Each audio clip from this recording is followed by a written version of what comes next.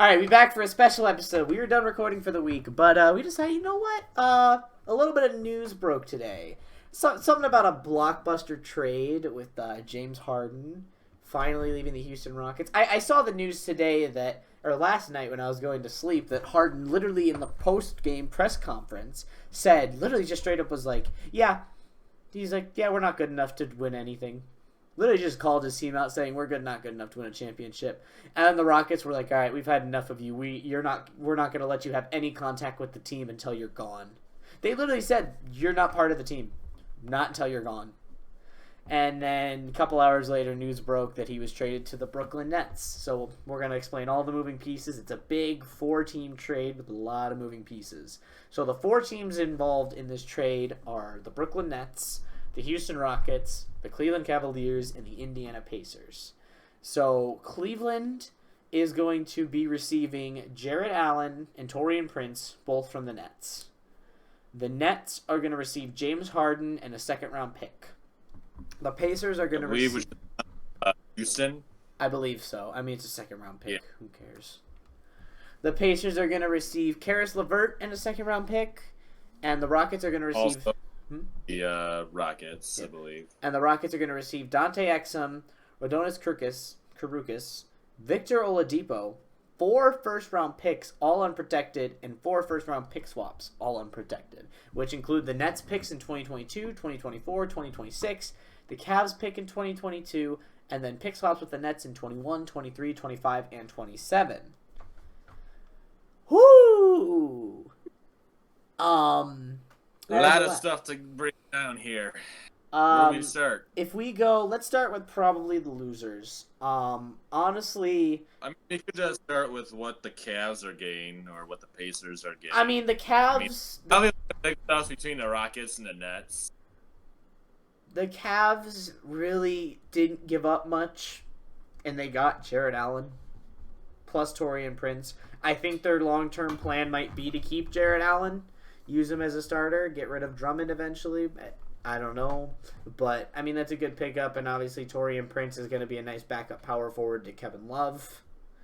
So, for a first-round pick, getting 2 good backup roles for a team that looked maybe a little bit decent at the beginning of the year, this could be big for the Cavs. I mean, I don't think it's like top tier trade, but based on what they gave away for what they got, it's a decent trade for them. Decent for them to get in there.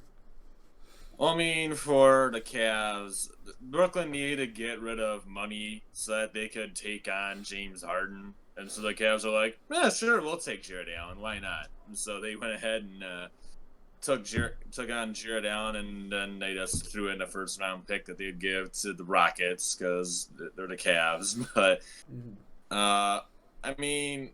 I really think this doesn't really make much of a difference for Cleveland because Jarrett Allen was already a backup in Brooklyn behind DeAndre Jordan, and now he's just going to be a backup in Cleveland. But like you said, I think eventually he'll be the starter because no one really wants Andre Drummond anymore. His contract's way too much. He doesn't really try. He needs to be motivated to actually play hard. So... I think for Cleveland, it would be way smarter to take on Jarrett Allen. Younger, would cost less, makes more sense. I think Jarrett Allen has a higher ceiling. I mean, Jarrett Allen is a starting caliber center, if we're being honest. The only reason he was behind DeAndre Jordan, and the Nets even said this, and Jarrett Allen is a team player for being like this. He was on the bench to give the bench a spark, to give the bench unit a really good, and he already had chemistry with Spencer Dinwiddie and Karis LeVert. So him being on the bench was really more of a chemistry reason than anything else. He's a starting caliber center. He's a great center, so he's going to be a good piece for this Cavs team. I don't think it's too much of an improvement, but it is definitely an improvement. And then I guess next let's talk about the Pacers. Pretty much giving up Victor Oladipo for Karis LeVert and a second-round pick.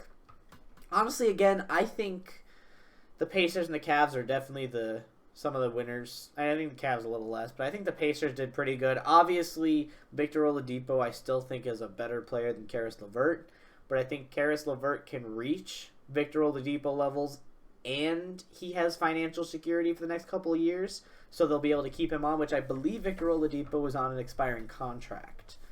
So this way they can save a little bit of money and get a second-round pick out of it for a slight downgrade. For Indy, I really think that, this doesn't really do anything for them. I think it's a smart deal. I'm a Michigan fan, so I obviously love Karis LeVert. But even not being a Michigan fan, he's a good player. He's played very well year in and year out. He's getting better every season. And Oladipo, honestly, has not played like his all-star level for a couple years now. Now, I get why the Rockets probably wanted him because, well, they gave away James Harden. Someone needs to take over. And, hey, trade for Oladipo. Hope he turns into the all-star he once was. Rockets look really good. We'll get to the Rockets later. I love this trade for Houston. Anyways, for the Pacers, nice trade. That's really all I gotta say. LeVert's cheaper. LeVert's younger. LeVert has more potential. And you also get a second-round pick out of it. So, well done for the Pacers. I wouldn't consider it through the roof like the Rockets. No, it's not through the roof, but it's good. Especially because, like I said, I believe Victor Oladipo was on an expiring contract. I believe Karis LeVert was a bit cheaper. Cut a little corners money-wise there, and now you can add a little bit more depth, maybe even in free agency. Or by another trade or something. But good for the Pacers. The Nets has yet to be seen. This has the potential to be an outstanding... Really good or really bad? James Harden this entire year, everybody's been saying James Harden is a wild card. Like, this has the opportunity, if this big three works out, if Kyrie Irving comes back to play and actually wants to play, Kevin Durant's going to be good no matter what. James Harden, yet to be seen how that chemistry is going to work. Because that's three ball-dominant guys. I'm pretty sure Kevin Durant is going to get the most... Kevin Durant is probably going to get the most touches along with James Harden. Kyrie is going to have to take a step back. Because, no disrespect to Kyrie, he's a great player. But he's going to really have to step back now and become more of a facilitator and more of a playmaker than a scorer. Because you cannot have three ball-dominant guys. That doesn't mean completely stop scoring for Kyrie. But he's going to have to become more of an orchestrator of the offense, more so than I'm just going to take it and shoot it every single time down the floor. So it's yet to be seen if this chemistry is going to work out. This could either be the trade that takes the Nets to that next championship level, or the one that made them lose a bunch of depth for chemistry that doesn't work. For Brooklyn, I think this is stupid. Kyrie Irving has been missing for a while and that's probably why. Really stupid stuff. We'll see if he comes back into the league. But for the Nets, if Irving does come back, I don't know how this will work. Because honestly, you look at the Brooklyn Nets, you have three guys who need to get the ball. James Harden is a guy who's used to having the ball almost all the time and shoots it all the time. As is Kyrie Irving. He always has the ball. He always shoots the ball.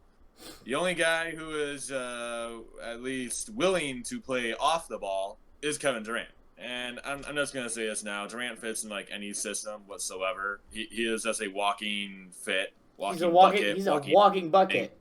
He's one of the best players in the league. Walking everything. He does everything very well. I love Kevin Durant, even though he left my Thunder for the Warriors. I still don't like him. I still don't like him for that move, but at the same time, I like him as a player. He's an outstanding player. He's an outstanding guy too. But that was a pretty crappy move on his part. I get that he wanted a ring and he was frustrated, but like, whatever. That's in the past. I love Durant. I don't. I didn't like that. I love Durant. I don't really care much for Kyrie. I don't really like Kyrie. Me personally. But I think another reason the Nets might have done this is because Spencer Dinwiddie partially tore his ACL. It's the Dinwiddie injury plus the Kyrie Irving being MIA.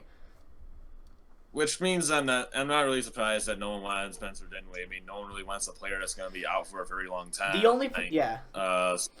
That's what I was saying. But for Brooklyn, I don't know, honestly.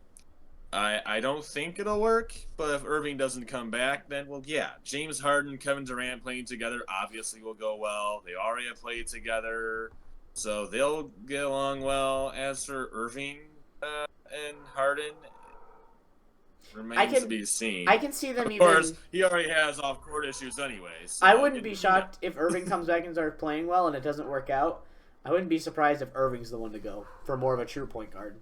Not that Kyrie Irving is a bad player. Don't get me wrong; he's an outstanding player, but he's not like a true point guard in the sense of he's not an offensive facilitator.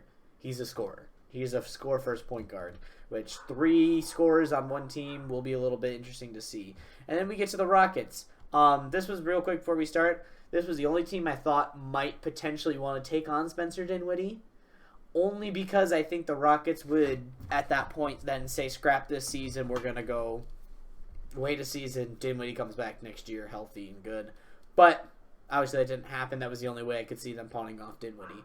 But, I'm actually happy because I like Dinwiddie in Brooklyn. But the Rockets received Dante Exum, Rodonis Kagrukas. I think I already said all this, but I'm going to say it again. Victor Oladipo, 4 first-round picks, all unprotected, and 4 first-round pick swaps. The Nets in 2022, 24, and 26. The Cavs in 22, and the Nets in 21, 23, 25, and 27. Now, see, this is where it comes in play that the Nets actually get a little bit better. Because with those pick swaps with the Nets, the Rockets are going to get the Nets picks, but the Nets picks are going to be low picks. And the Rockets picks are probably going to be decently high picks, potential lottery picks. So that is a little bit interesting. That does help the Nets out a little bit with getting those pick swaps. But that is the thing. The picks are good, but they're not as impressive considering it's going to be the Nets. And even if this doesn't work out to be a championship roster, I think the Nets roster is easily a playoff roster. So none of those picks are going to be lottery picks, I don't think. So... But it's just to be seen. But obviously getting Victor Oladipo back is good. I don't think they're going to do too much this year, but obviously building around probably Victor Oladipo. You got Christian Wood, you got Boogie, you got a couple really good guys. You got John Wall. So I think this team will be good in maybe a year or two, but for right now I think they were just trying to make the best of a bad situation, considering they pretty much had no leverage in James Harden talks. Because they straight up said, we're trading you. And we're not letting you come back to the team until it's done. Well, it was obvious that Harden was going to leave. I mean, before the season, it was rumored he was going to leave because, well, he was frustrated. He wanted out of Houston. The Rockets tried to fix the situation by trading Westbrook for John Wall, seeing if that would work. It didn't. So. And we covered that trade however long it was ago, and well, yeah, still no one won that trade, but maybe I guess. I mean, I think the Wizards have the potential to if they start getting their chemistry together, because the Wizards have a good roster, but their chemistry right now is not very good. And the Rockets, I mean, John Wall. If John Wall keeps getting better and better and more healthier and healthier, he looks good. Like, he's quick. He does not look like someone who tore his AC. He is quick on his feet. Like, he's up and... I remember I saw one, he was up and down the court in like 4 seconds for the layup. He's fast. Yep, but for the Rockets, here's what their starting lineup. We'll go over the Nets starting lineup too. Those are obviously the big ones, but I'll just go with the Rockets starting lineup first because I really like this lineup and I think it's a playoff lineup. I don't think it'll be a championship lineup whatsoever. But I think this will be like a low-tier playoff team for sure. Maybe not this year. I don't know. I think they'll make it this year. This is a really good team. I mean, yeah, but this is also a really good West. This is also a really good West. Yeah, you gotta look at the Houston starting lineup. John Wall for the starting point guard. Like you said, if Wall turns into all-star form again, that's gonna be a really good player. I mean, I don't really know what he's done so far, but he's a good player. Oladipo, another former All-Star. He's still a really good player. Christian Wood, well, just out here averaging like 20 points a game. Nothing new there. Of course, you got DeMarcus Cousins in there at center. Another former All-Star. no biggie. And then at small forward, you got PJ Tucker. I mean, maybe, but they'll also have to they'll have to compete at the bottom with the Blazers, the Warriors, the Spurs, the Kings, the Nuggets, the Pelicans. I think all of those except maybe the Kings and the Pelicans are better than them. I mean, Spurs too. I don't think the Spurs. I think the Spurs are just off to a hot start. I don't know if the Rockets. I think Rockets are so undervalued. This could be a team that makes it. They are. Just barely. They'll be fighting for the 7th or 8th seed. They could be a low tier playoff team. I wouldn't be surprised if they just barely missed too. But again, I wouldn't also be surprised if they made it. I think they're just good enough to sneak in. Because I think 1 through 6 are pretty much going to be what they are right now. Not exactly in this order, but you'll have the Lakers, the Clippers, the Jazz, the Suns, the Mavericks, and the Blazers. And then I'm pretty sure the Warriors will be either 7 or 8, which leaves the last spot between the Spurs, Kings, Nuggets, Pelicans, and Rockets. And I think the Nuggets will. Doing the play stuff too. And I'm pretty sure. Oh, there is the play-in. There is the play-in. But I think the Nuggets will pick it up. I think the Nuggets are a top team in the West. I think a top 4 to 6 team in the West. So I think they'll pick themselves up. They had a rough start, but we'll have to see. But this is not great for Houston, honestly. Dante Exum also is a nice player. I don't know anything about Karoots, but I mean, I think they'll either be I think they'll finish either 9, 10, or 11. They could finish 8, but and then, that would be weird. That would be odd to see. No, it's not a bad team, but it's not a bad team by any means. But the West is just really good, like super competitive. And then 4 first-round picks. Yeah, but you also again those are.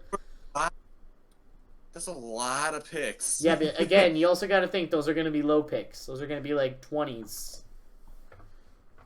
Those are going to be 20s to 30s. Still first rounders, nonetheless. I mean, they're still first rounders, but they're definitely going to be lower first rounders. They're not going to get very high first rounders unless they trade 2 of them for a high first rounder. Because the Nets are going to be pretty good. So they're good. I mean, it's good. It's not.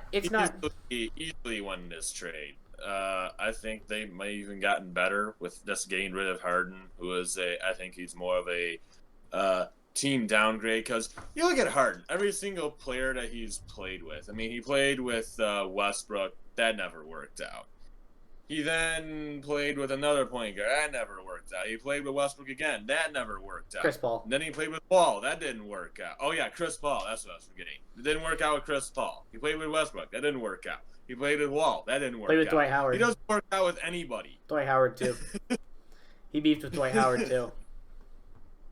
Huh? He beefed with Dwight Howard, too. Back when Dwight was still in his prime. It was like 2014? Yeah, Dwight Howard. Keep cutting that. Oh, I said he beefed with Dwight Howard, too, when Dwight Howard was his co-star. Oh, yeah. There we go. And that's the other thing. People way undervalue Dwight Howard. Dwight Howard's an easy Hall of Famer. I'm sorry. Anyone who says otherwise did not watch him from 08 to like his 07 to 10. He's so good. But yeah, that being said, Rockets I think win the trade mainly because they got a lot out of a bad situation. I think the potential though for the Nets to win this, it could potentially be the Nets winning this trade, though. It depends. If Harden makes that much of an impact and pushes them even to the Eastern Conference Finals or the championship, or at least the NBA Finals, I think that could push them to be a better win than winning the trade over the Rockets. But as of this moment, the Rockets definitely win the trade, especially because, like I said, they had no trade leverage, and they got a lot out of it with no trade leverage.